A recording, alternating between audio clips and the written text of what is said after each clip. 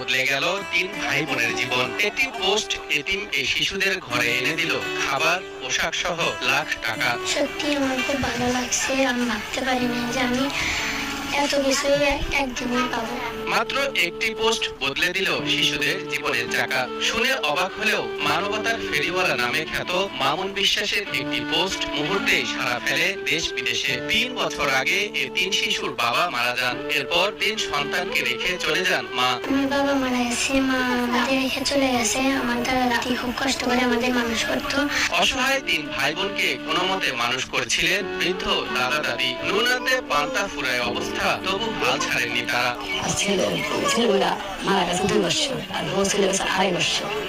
আমাদের 3 বাচ্চা হাতে খেয়ে গেছে, আমার কিনে হারানো খুবই কষ্ট। ঠিক ভাত পানি দিয়ে করতেছিলাম।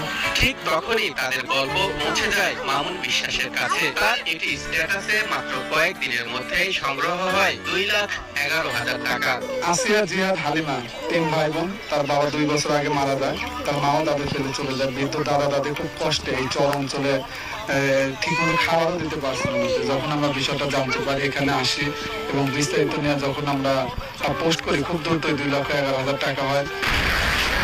হিউস্টনে রকিং টেস্টি, সীমা ছাড়াও নিজেকে হারাও।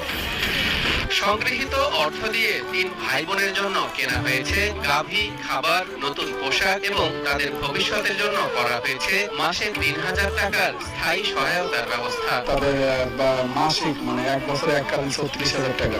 তো আজকে আমরা একটা গাভী গরু যেখান থেকে একটা দুধ হবে, সেটা বিক্রি করে একটা আয়ের পথ হবে। পাশাপাশি 6 বছর চাল আছে, 5 জনের 10 সেট পোশাক আছে, নিত্য প্রয়োজনীয় খাদ্য সামগ্রী এবং নগদ 42,500 টাকা এবং এককালীন মাসিক 36,000 টাকা তুলে দিলাম।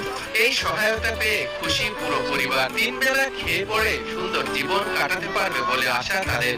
কাপড় চোপড়, গরু, টেকা, জুতা, ভালো একটা। অত্যন্ত খুশি।